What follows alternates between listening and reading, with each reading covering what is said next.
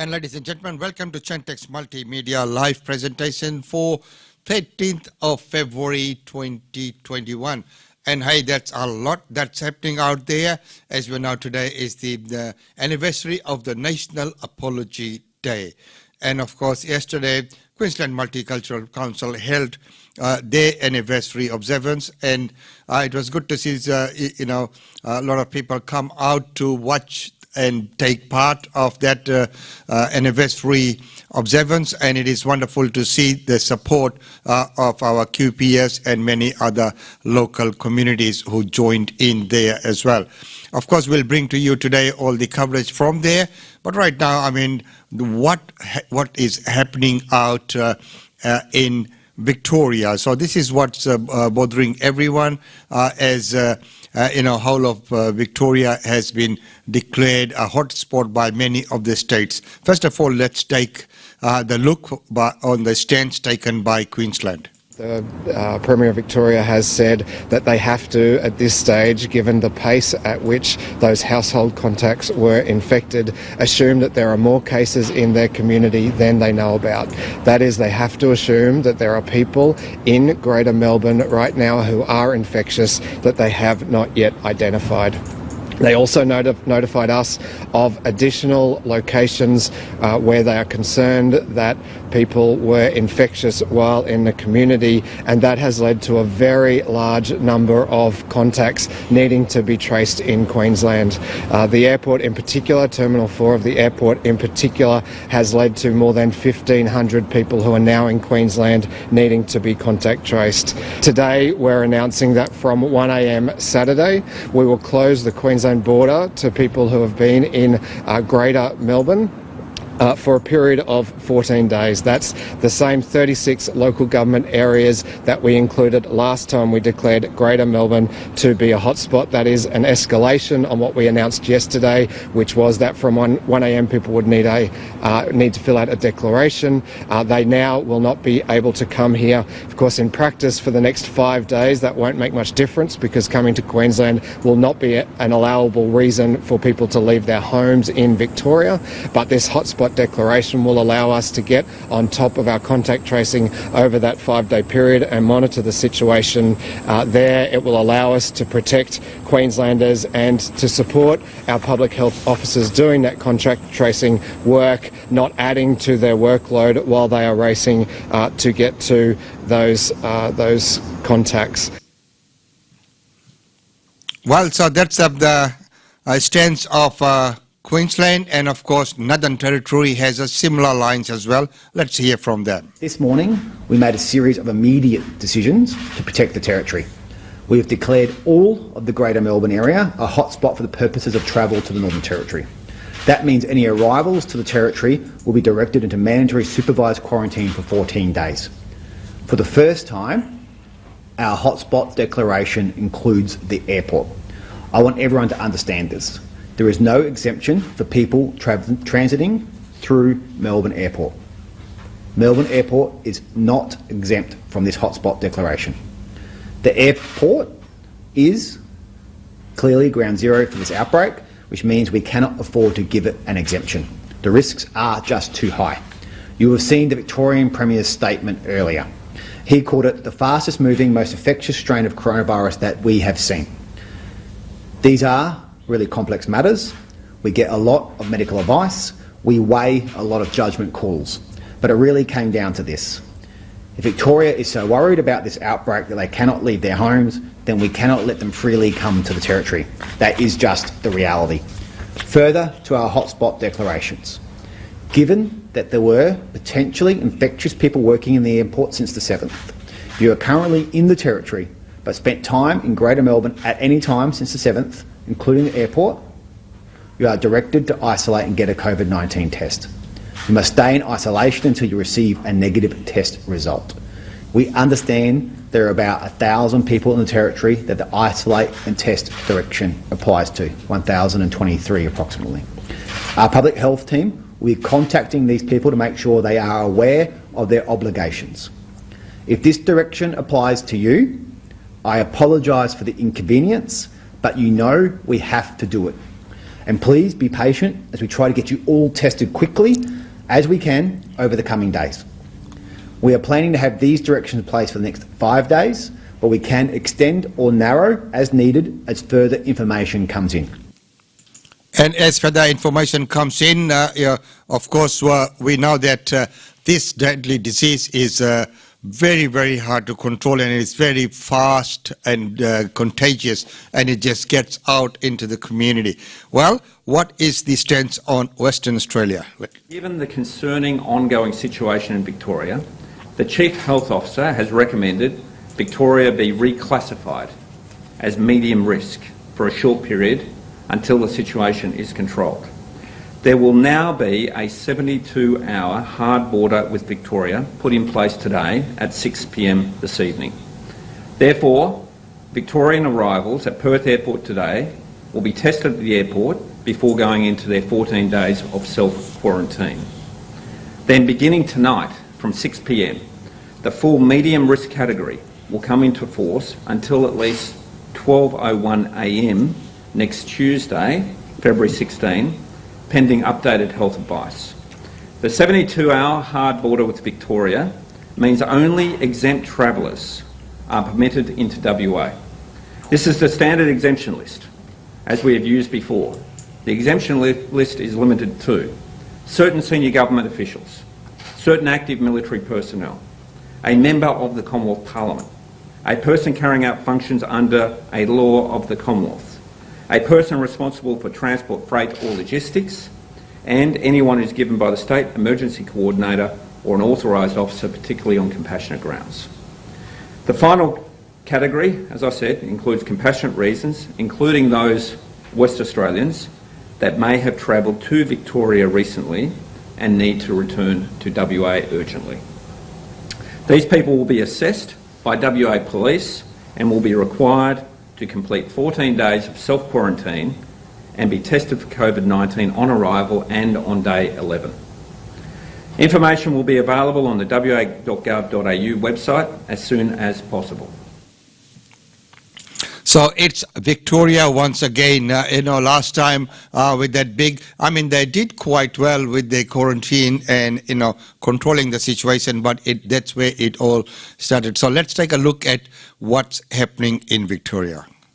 With potential COVID-19 exposure sites growing to include a popular cafe and Terminal 4 at the airport, the Premier says action is needed. From 11:59 p.m. tonight, all of Victoria will go to stage 4 restrictions. Those restrictions mean Victorians will only be able to leave home for 4 reasons: essential supplies, caregiving, exercise and essential work.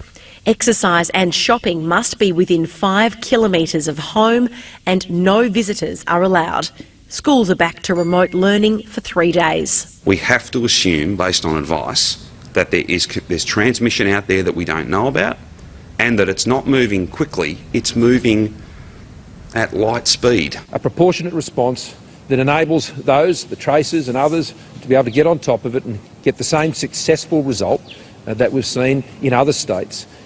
That can and will be achieved here. The Holiday Inn cluster has grown to 13 and there are concerns one person worked at an airport cafe while infected. There are individuals who are becoming symptomatic, testing positive, who have already infected their close contacts. I think this is extremely cautious, but it's caution with a cost. A cost many businesses will have to bear. I think the decision to cut it quickly by doing the lockdown is appropriate, but this is devastating for businesses. Lunar New Year events have been scrapped and restaurants are already cancelling Valentine's Day bookings. Probably in a weekend it would be between $70,000 to $100,000. So it would be a big loss. There's anxiety in regional Victoria, which is now under the same rules as Melbourne, and roads in and out of the city were full on Friday. That is frustrating, considering when was the last time we had one here locally. Sporting events will continue with no crowds.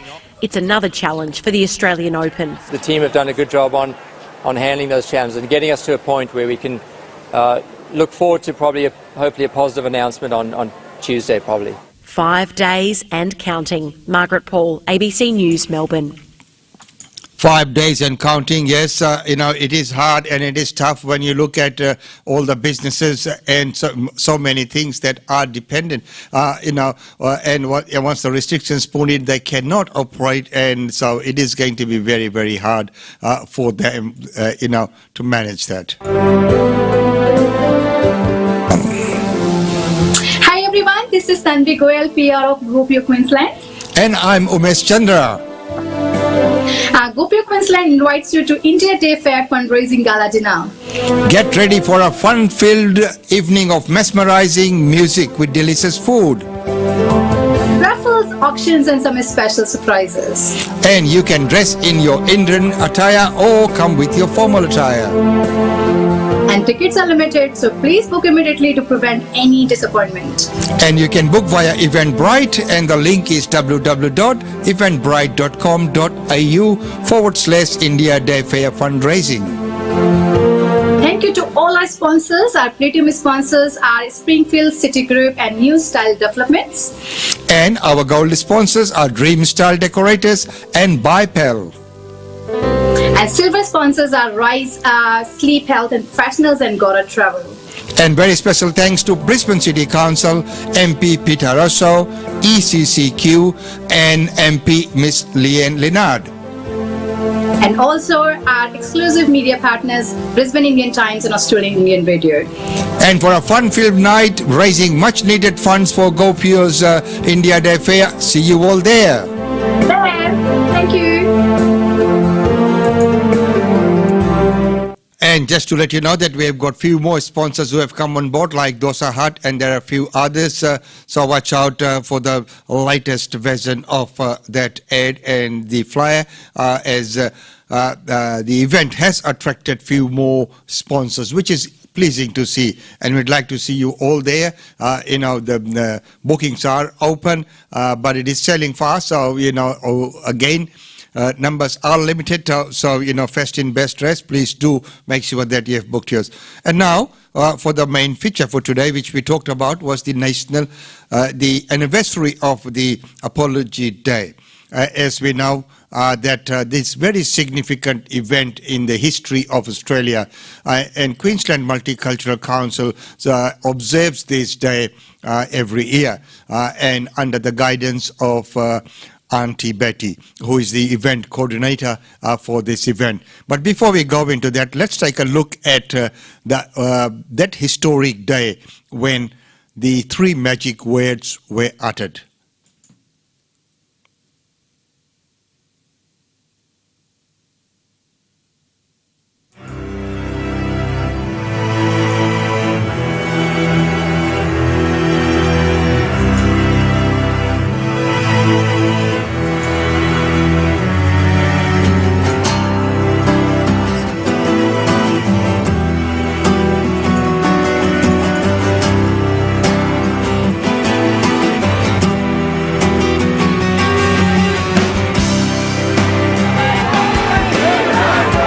February the 13th, 2008 was an incredible moment in Australian history.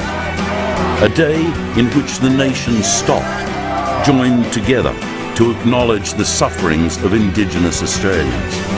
The day the Prime Minister said sorry on behalf of the Australian Parliament. It was a day we recognised mistakes of the past and resolved that these mistakes would never happen again. Thank you very much from the bottom of my heart.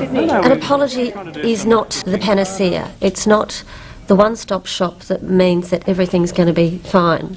But what it is a great foundation or stepping stone into making these things more possible. Good to see you. It gives us a chance to think about the possibilities of what we can achieve beyond this point. You've come all the way from the Alice? Yeah. Well, thank you for being here. Good to see you got your Canberra jumper on. Uncle Abbott Hotel, the crowd there.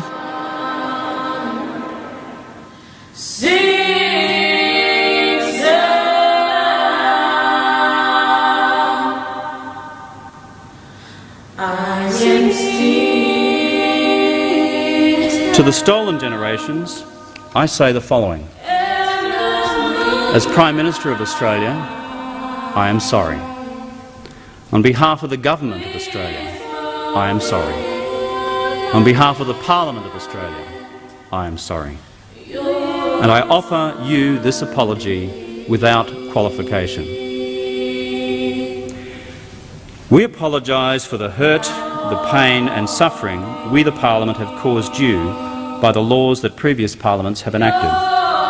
We apologise for the indignity, the degradation and the humiliation these laws embodied. We offer this apology to the mothers, the fathers, the brothers, the sisters, the families and the communities whose lives were ripped apart by the actions of successive governments under successive parliaments. So let us turn this page together, Indigenous and non-Indigenous Australians, government and opposition, Commonwealth and state, and write this new chapter in our nation's story together.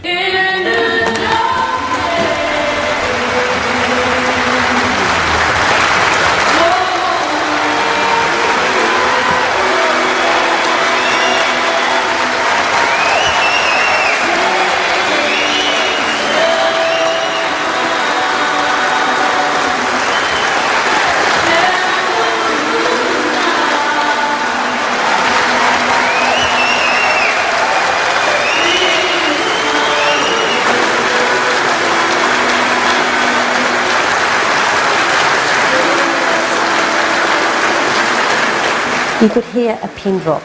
It was electrifying, that atmosphere. And I remember a journalist asking me an hour later, what was it like in there? Can you describe it? And that was the singular word that I could think of. There was no other way to describe it. It was electrifying once it all had unfolded. And then, of course, the tears, and more tears and more tears and more tears. The crying has never stopped. It's like it was just the beginning of a huge breath, you know, an exhale of relief and emotion that still hasn't stopped. After all these years, forget about all the troubled times. For people like me, and there's a lot of people out there like me who weren't personally stolen or taken away from their families, but my ancestors were, my grandmother was, and it's because of that I no longer have my language. I no longer am familiar with some of the basics of our culture. Those stories have stopped. So for me personally, I feel like the apology is not just one for my family and the families of the past, but it's also for those of us who mourn the things that we've lost that make up a part of who we are.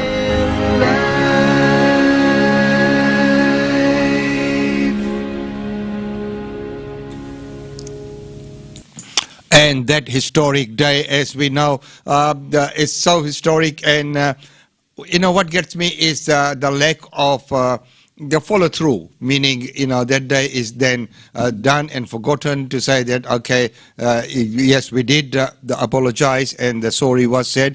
And that is why Queensland Multicultural Council has taken upon itself to make sure that the day is observed every year.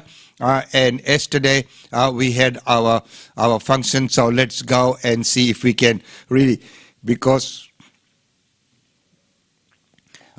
no matter how many times you see that video, it always makes you teary.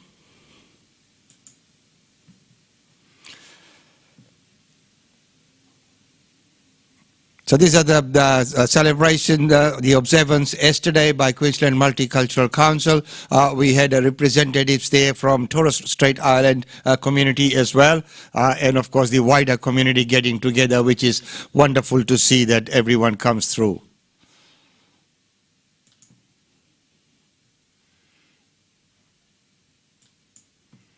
And Gopia Queensland was represented at the function there as well.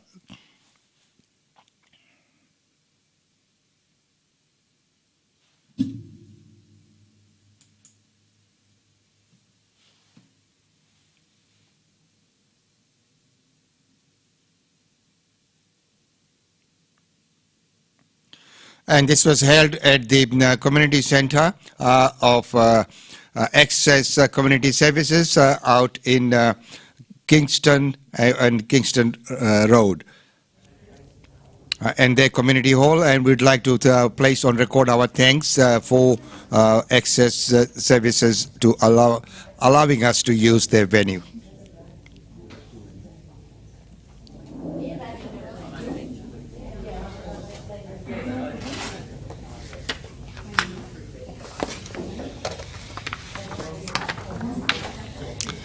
The official part is about to begin.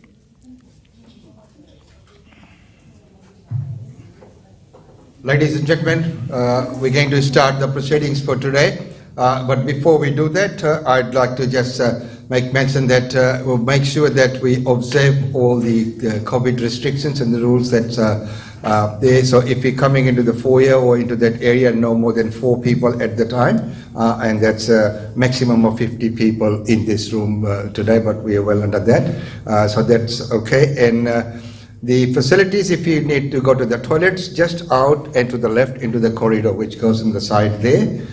And just in case of emergency, don't follow me, run.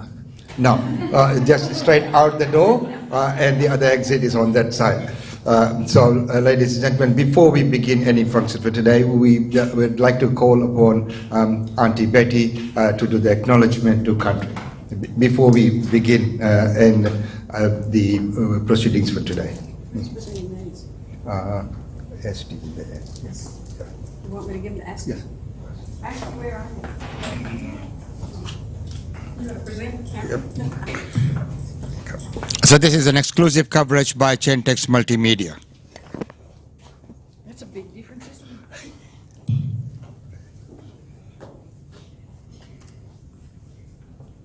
it?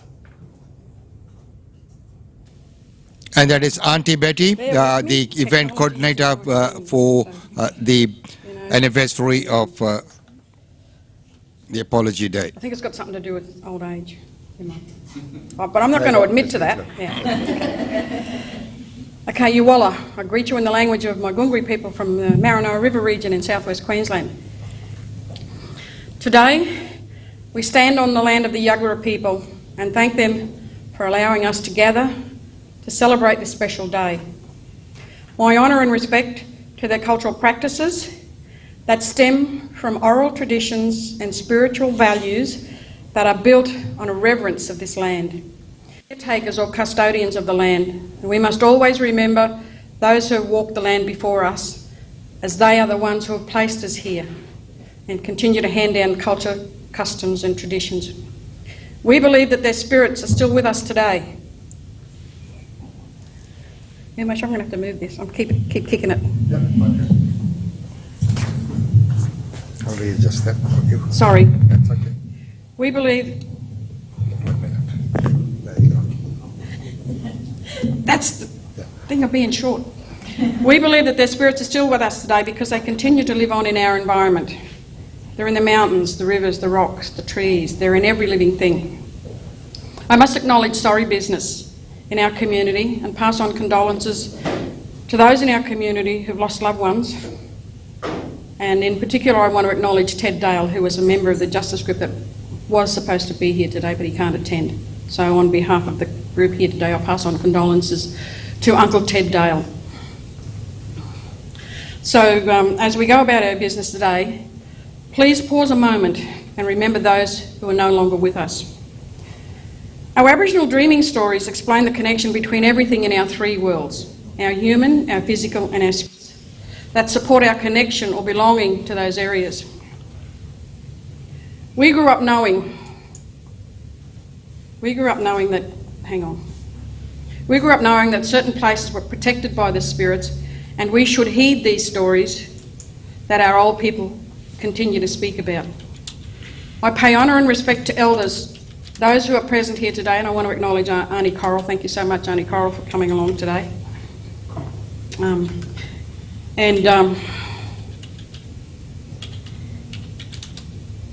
And the cultural authority they bring. Honour and respect to those who have come from many different nations and cultures across Australia. Thank you for your cultural diversity you bring as we all work gently on this land together to a place of justice and partnership. As the first people of this nation, we welcome you to our land, and we trust that you honour and respect our cultures, customs and practices as we in turn acknowledge and embrace yours. I also share a culture that flows through my blood. My grandfather came to this country in the early 1800s as a camel herder from Afghanistan and married my Aboriginal grandmother. So I acknowledge my Afghani heritage, but I practice my Aboriginal culture because that is what, and other family members who were separated because they lived a life that was different to the colonisers. I recall feeling the pain again and shedding a tear for my family members, but also looking forward to a better life, not only for myself, but for my children, my grandchildren, my mob and my community. Can I please thank my colleagues from Queensland Multicultural Council today. This day would never have been possible without their support, and what can I say? I wouldn't be here today if it wasn't for them doing this.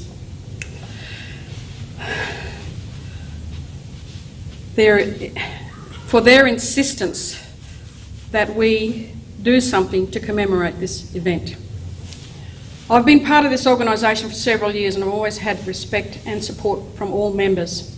I particularly want to thank Auntie Janet Dean, for without her dogged insistence that I be part of this group, I probably wouldn't be part of this very active and supportive group. Usha, Umesh, Asti, Stanley, Mock and others, if I haven't mentioned you, don't fret. You're always part of my life and I would not be able to continue to educate others about Aboriginal and Torres Strait culture.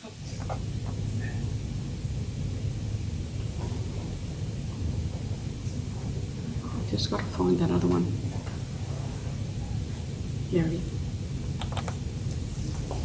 That's what Tammy mentions. If I need it, I'll come and get it. Okay. Thank you. Okay, let's see if we can do this. Yes, we can. So, ladies and gentlemen, once again, I'd like to thank Auntie Betty for that wonderful and moving welcome to country and acknowledgement of all the elders. And I too would like to, acknowledge all the elders they're present here today. And I'd also like to, echo the sentiments of Auntie Betty on the team that's working together and always, holding this day. Special mention to Auntie Janet and of course all the committee who have been mentioned, and I'd like to also acknowledge the presence of Robert Muzambuki here, Surendra Prasad OAM, thank you so much for coming as well, and Tanvi Goyal, who is representing Gopi of Queensland, Usha Chandra as well, and all of you who have taken time out to be here today. Now, today is a very significant day. That is why, as Auntie Betty said, that we insisted that we do mark and celebrate. There's a lot of work that needs to be done, a lot of work that still needs to be done out in the community, especially, many people are still unaware of many of the customs, traditions, and all the things, as Auntie Betty mentioned. So it is, the onus is upon us to make sure that, we spread that message and, of course, work with our First Nations people and bring out, the culture and everything to all the functions and events that we hold, so that, the story is told. As we know, there's no better storytellers than them, through the dream time and everything, and it goes on for generations and generations that's been passed. So if you look at all the, or if you look at the badges, if you look at the tie, if you look at everything, there's a story in that. If you look at our PLOs, some of the decals that they have got, when that was designed all the way from Cairns, and when, all different tribes had to get together, they had to make sure, sign it off on that, make sure the story was right, that was following their stars, and why and how. So, the consultation is very important. You can't just go and put on a painting or something like that. It would probably be inappropriate if it's not put in the right place. And even I was told, the boomerang needs to point up rather than point down. Otherwise, your luck is gone. So, when people are... And Turrbal people who share this land, I acknowledge elders both past and present and pass on my condolences to those in the community who are going through sorry business at the moment. So I am honoured to be invited here to speak today. Thank you, Mother. And I thank the organisers for this opportunity. I don't do a lot of public speaking, so I may trip over my words. Once you're asked by an elder to do something, it's in our culture to do so. So on the 13th anniversary of the apology to the Aboriginal and Torres Strait Islander people by the former Prime Minister, Kevin Rudd, in 2018. So I've been asked here to comment on what it means as a daughter, granddaughter and great-granddaughter of 3 females in my family who have been affected by previous government legislations and that govern their lives. So my grandmother, as I've been told, my great-grandmother, as I've been told by my mother, was born in 1886, and she was raised with her people in southwest Queensland on Gungari country, near St George. As a young girl, she was promised to an old man, which was the custom of those days. Because I spent a lot of time with my grandmother. I was there every weekend. I was her constant shadow.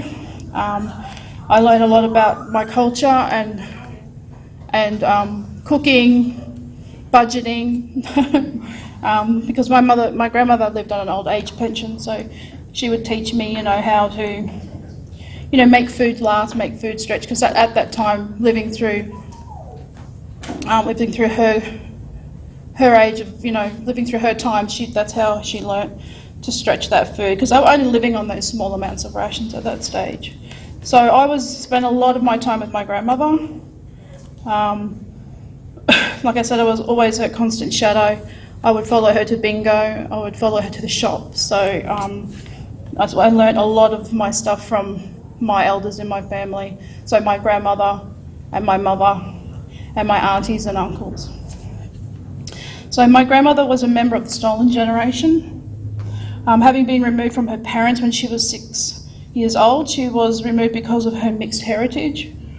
Her father was an Afghani camel herder and her mother was a full-blood Aboriginal woman. Because of the white policies, Aboriginal people could only marry Aboriginal people.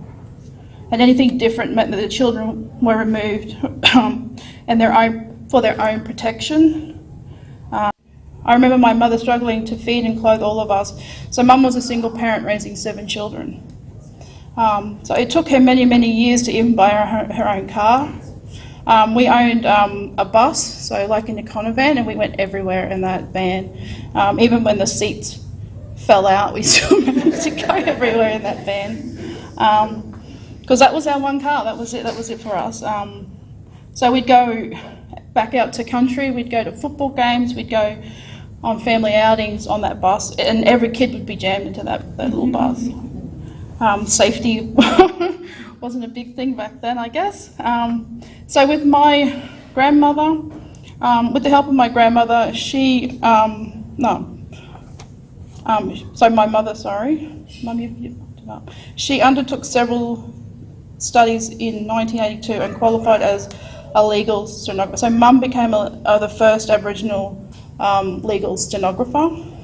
So she worked with the Aboriginal and Torres Strait Islander Legal Service, and I believe she still does. So she's kept her constant connections with the legal service as well. So these 3 icons in my family are the ones that bring back memories when people ask me about my thoughts on the apology made by former. My previous role as a Cultural Capability Officer, a lot of people said, oh, I wasn't aware that that was the treatment of Aboriginal people, or I wasn't aware that,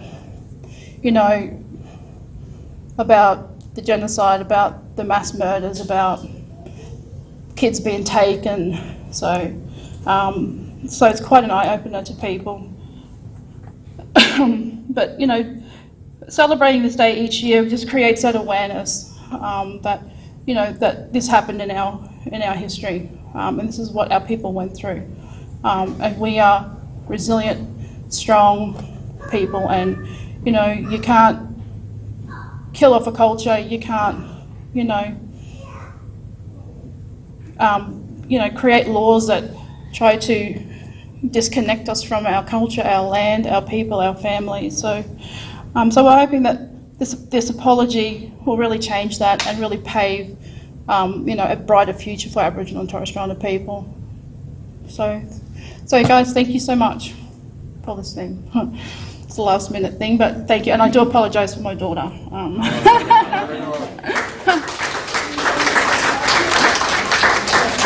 So thanks. So this is my first speech. Yeah, first public speech. Thank you guys for that. Thank you very much. Generation, and I actually lived through part of the stolen generation, because in the 50s my family were business people. My mother had a lot of children and she worked in my father's business, and we had Aboriginal housemaids that were part of the stolen generation that lived in our house. And I grew up, some of the girls were my age even, and I grew up with them and they became really good friends of ours. And I saw the suffering that they went through. So the stolen generation really even came up into the years that we were young, and a lot of them had names like Ruby and Olive and Pearl. They had names of the gemstones, the ones that lived with us. And I myself was born in Aboriginal land in Tennant Creek, Northern Territory. And my first carer was an Aboriginal lady, and my name was Janet. She gave me the nickname Jenny. Jenny means mule. I was a stubborn little girl, and I've lived with that most of my life. But I really struggled to become a teacher. My father died when I was only 15 and one of 11. But I went back when Gough Whitlam came in. He gave us all the chance to go to in history at the time. But I was the first one to teach it in Queensland. So I was also on the Queensland History Teachers Association, and we used to get books to review. I used to review all the books in Aboriginal history. So I did learn a little bit about it. Today I'd like to thank everybody that took time out from their jobs and everything to come to our function. It's very important that we recognise the first people of our land and that we celebrate with them and learn a little bit about it. And also, Australia's a multicultural country. We learn about each other. And the only way you get to know people is to mingle with them, to learn their faiths and their religion. And the generation suffered under the hands of the colonials.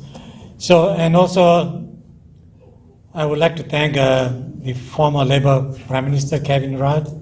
I clearly remember it was the 13th of February. I was working in Coolangatta, and it was 9 in the morning. The TV was on. Exactly 9:09 a.m. for 4 minutes and 3 seconds.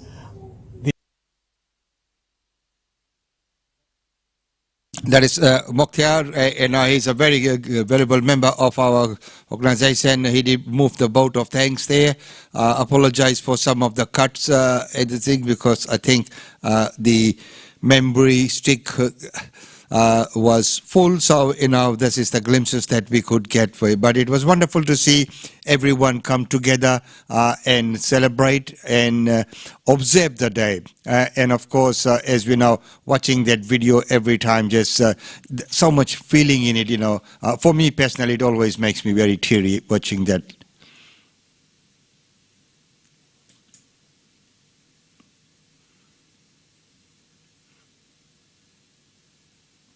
Always good to see our the police liaison officers and, of course, our Torres Strait Islander community present there as well.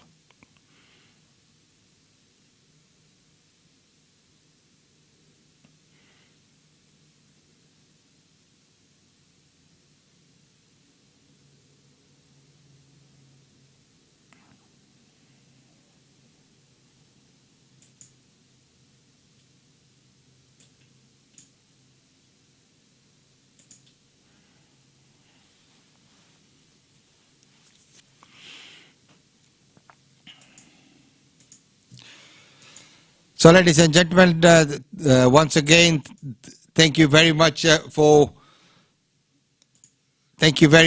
joining in, and it is wonderful to see that so many people did turn out to the event and took part in the event directly, and it is good to see that because it is the support of the community that makes us gives us the encouragement to run this kind of functions and events. And as I mentioned before, that Queensland Multicultural Council will observe this day on an annual basis. GlobeNet Realty. GlobeNet Realty has been the longest established, trusted and respected agency in its trade area. Washa Chandra, Director of GlobeNet Realty, provides honest and ethical service to her customers. If you are thinking of investing in Brisbane real estate market, or if you are seeking professional property management, then you should contact Usha Chandra today on landline 3865 4466 or mobile 0419 775 416. And for further updates, log on to our website www.globenetralty.com.au. GlobeNet Realty is your own local real estate agency. Situated at Shop 52281 Sandgate Road, Boondall. GlobeNet Realty. Real estate is our world.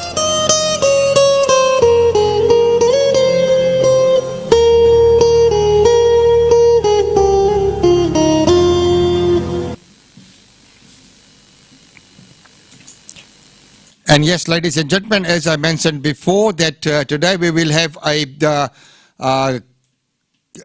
glimpse of what we're going to present for Valentine's Day special, which is the last hour of the Music Junction is what I'm talking about. And the Music Junction we hold I will try to hold it on the last Sunday of the month. So this month's one will feature Yusuf Ali Khan, and he will be bringing to you a selection of songs for Valentine's Day. Here is a sneak preview.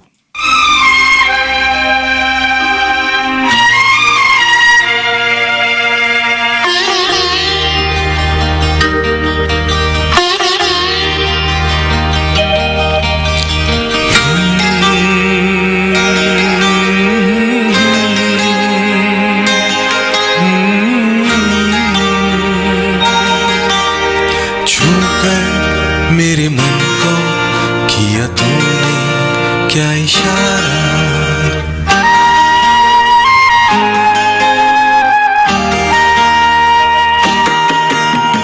छूकर मेरे मन को किया तूने क्या इशारा, बदला ये मौसम लगे प्यारा जग सारा, छूकर मेरे मन को किया तूने क्या इशारा, बदला ये मौसम लगे प्यारा जग सारा, छूकर मेरे मन को किया तूने क्या इशारा।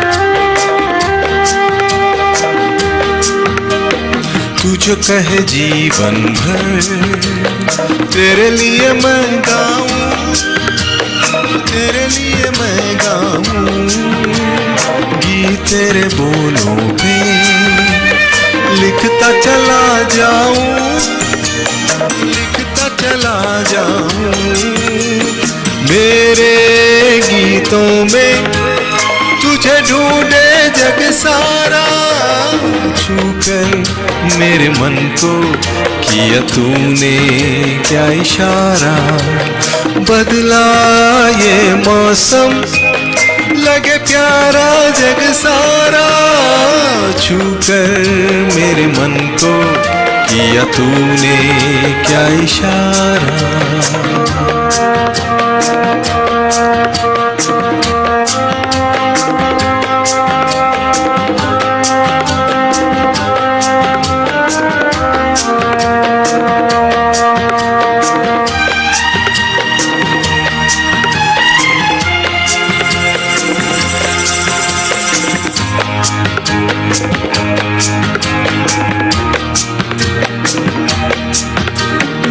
आजा तेरा चल ये प्यार से मैं भर दूं, प्यार से मैं भर दूं खुशियाँ जहाँ भर की तुझ पे नजर कर दूं, तुझको नजर कर दूं तू ही मेरा जीवन तू ही जीने का सहारा छूकर मेरे मन को किया तूने क्या इशारा बदला ये मौसम लगे प्यारा जग सारा छूकर मेरे मन को किया तूने क्या इशारा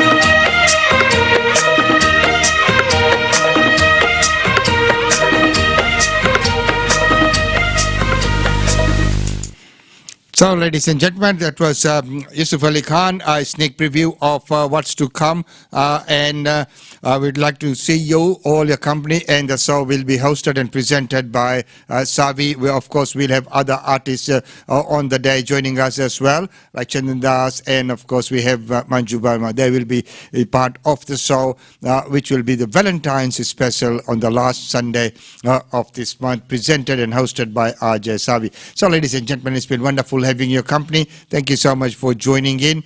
And of course, all the best for the Valentine's Day, which is tomorrow, but we will present our special episode on the last Sunday of this month. So enjoy the rest of the weekend. Do stay safe. We know there are new restrictions in place as well. So please be observant, please be vigilant, and always take care and precaution. COVID-19 has not gone yet. It is still here. Please be careful and, of course, go about doing what you need to do, but be careful and always be vigilant. Follow the directions of the health authorities as well. So right now, it's goodbye from me. Until Monday, remain safe and have a wonderful day.